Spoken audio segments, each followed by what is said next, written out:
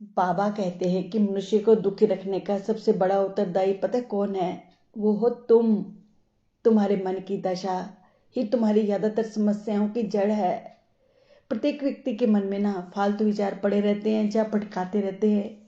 कई विचार ऐसे होते हैं जो काल्पनिक या मिथ्या होते हैं और व्यर्थ होते हैं, जिनका कोई भी मतलब नहीं होता। यहाँ तक तो ठीक है, परंतु जब ये मन के विचार शरीर पर प्रभाव डालने लगते हैं और कोई ना कोई विकार पैदा कर देते हैं, कहने का मतलब ये है कि मन के विचारों की जो तुम्हारी शरीर की अभिव्यक्ति होने लगती है ना, वो बहुत नुकसान करती है। जब तुम्हारे विचार तुम्हारे शरीर पर प्रभाव डालते हैं तो तुम्हें सिर दर्द होता है, चिड़चिड़ापन आता है, किसी से बात करने का दिल नहीं करता, गुस्सा आता है।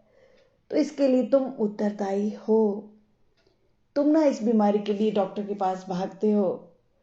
डॉक्टर तुम्हारे सिर दर्द, जुकाम, तुम्हारी और बीमारियों का इलाज तो कर सकता है, पर तुम्हारे आलतू फालतू विचारों का कैसे इलाज करे?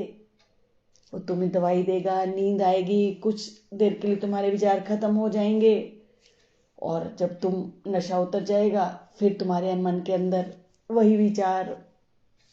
विचारों को शांत करने का सबसे अच्छा तरीका है तुम खुद।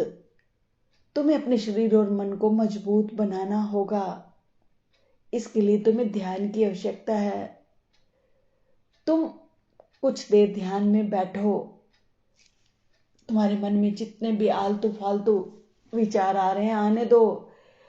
तुम पूरे दृढ़ विश्वास के साथ इन विचारों को देखते रहो और भगवान से मिलाप करने की कोशिश करो। कुछ देर के लिए अपने रिश्ते, मोह माया छोड़ो।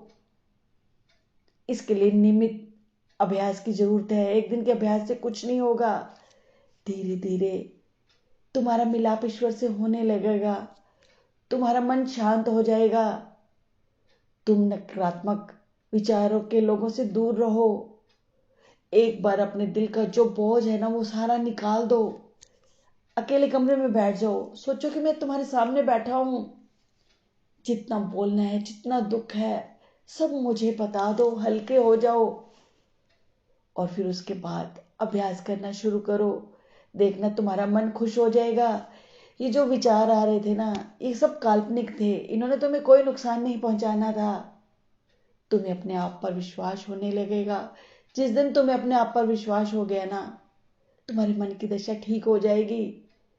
तुम सब कुछ कर पाओगे। तुम्हें अपने अंदर के विचारों को काबू करना है। इसके लिए ईश्वर से मिलाप करना बहुत जरूरी है। वही तुम्हारे मन को शांत करेगा।